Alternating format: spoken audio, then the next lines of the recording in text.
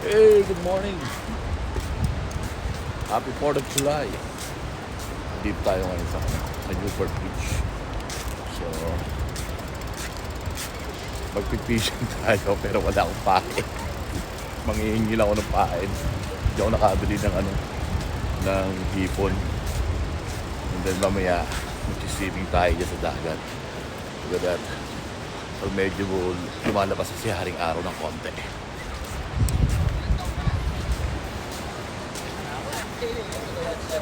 Okay lang natin ito.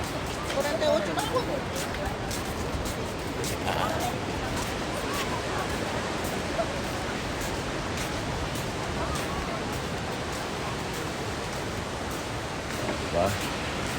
Try lang natin ito. So, first time nating mangingisda. I remember the day mangingisda kami ng tatay ko. Gamit namin fishing rod, yung takaw ng pool. Sa Manila Bay kami nangingisda. As usual, wala kami nahuli. Tapos, how many decades ang lumipas? Ito ngayon ako. Yeah. Sumusubok. Pero dala ko na yung fishing rod talaga. Pero mumurahin lang yung fishing rod na binili ko sa Walmart. Kasi trial lang eh. Ayoko muna kagad bumili ng mahal. Baka hanggang umpisa lang ako, umayaw din ako. Yan. Dami na naliligo. Mamaya maliligo ako dyan.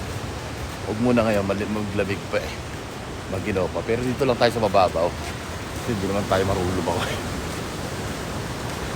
Anyway, ayan na yung mga nangingisda. Ayan na yung mga namamingit. O, diba? Ayan na sila. Yan. I'll get back to you. Masubukan natin mangisda ngayon. Pero I'm pretty sure na wala akong mauhuli. Kasi nakakaya pa rin pamingit ang pinili ko. Maliit pala para sa dagat. Pang-ilog lang niya, tatapang kanal. Ngayon alam ko na. So I learned my lesson. So bibili tayo sa susunod na ibang pain. So matututo tayo sa kanila. Gagayahin natin paano na ginagamit. So ito yung sinasabi niya. Patience is a virtue. So ilang minuto lang natin ito. Bilikat tayo ng pain. Tabi natin. Wala pa tayo ng pain. Let's see. Let's give me a little more, 30 minutes more. And then, hindi, maliligo na lang ako. Someone catch the fish, this one, big one. Swerte nila.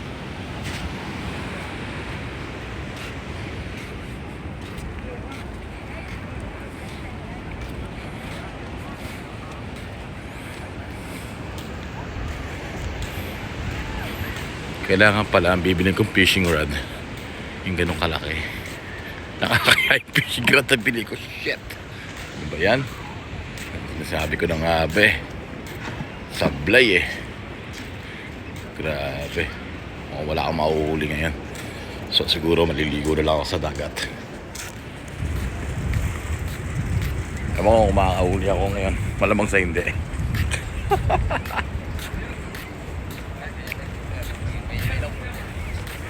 Anyway, na-enjoy lang natin yung moment. Ano yung pain nila?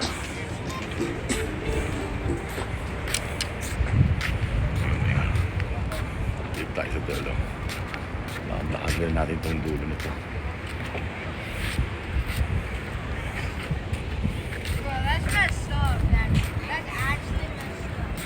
Meron din naman pala maliliit silang mga pamingwit. So ang pagkakamali ko lang, wala ko talang pain na shrimp. Ang dami nila nahuhuli oh. Oh.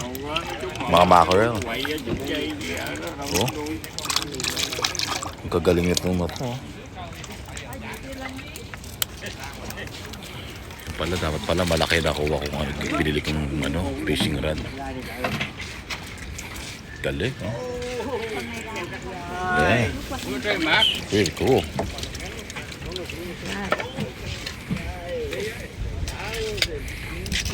Oh, look at that, galunggong.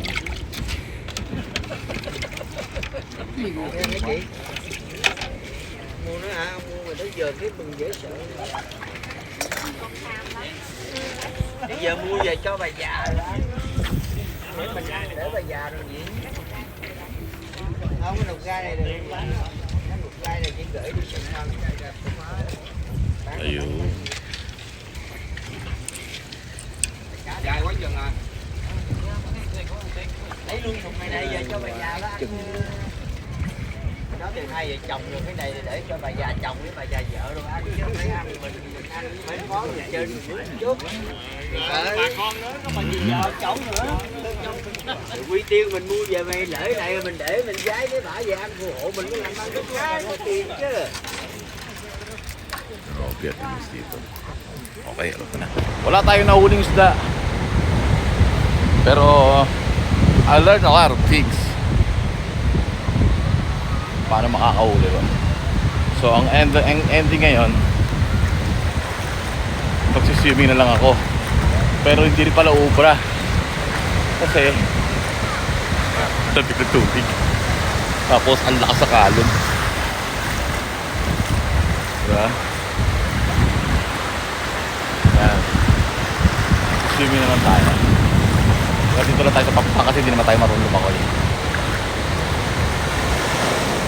Ilagyan natin ng ng pain. Yung unang pain ko, ito yung lure na japake na uod. So ayaw nilang kagatin. Mautak sila, matalino sila eh. So alam nila yung fake. Sabi nila, hindi naman kami kumakain ng gummy bear. So yung isang katabi kong nangingisda, binigyan niya ako ng ipis. Ipis dagat yata tawag dito. Ngayon, actually, binibigyan niya ako, hindi ako dumadampot. Kasi buhay, ayokong ikabit. Hindi ako ganon. Ngayon, kanina, naglagay tayo ng ng tinapay na bonete. Yung bonete ng tinapay. Ayan. Nakakatawa. Unang lubog ko kanina, nawala yung bonete, kinain. Mukhang breeze. Nagustuhan pala yung Pinoy tinapay. So, let's see again. Pag nawala ulit yung tinapay, tignan natin ulit ngayon. Yan. Malaki ang karagatan ng Pacific Ocean. That's it.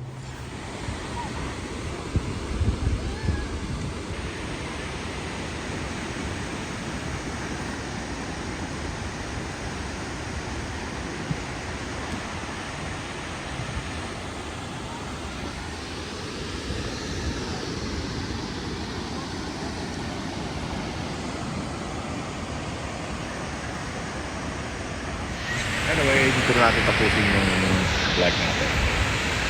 So, nag-try ako mag-swimming. Mali pala yung timing ko ng oras. Kasi pag ganitong oras na pala, mga 10 o'clock pataas.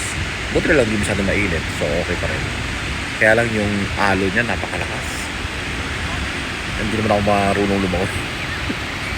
Langoy aso lang alam ko. Swimming pool, pero sa dagat hindi. Ang lakas ang alo niya. Perfect shot para sa mga surfboard. So hindi advisable sa mga hindi marunong mo. Huwag na kayo maglakas ang loob. Tulad ko. Doon lang ako sa mababaw. Umupo lang ako sa mababaw. Pero pag dumarating yung alon sa'yo, hinihila ka niya. What? Lalo na kung nasa gitna ka ng lalim, bandang bewang ang lalim mo. Hahatakin ka niya pabalik. So kaya pala may mga nalulunod sa dagat. Itong mga bata to sa mga Amerikano, itong mga galing lumangoy. Ano nila yan? Porte nila yan. Tayo hindi. Anyway, dito na lang yung doon natin. Okay, happy 4th of July.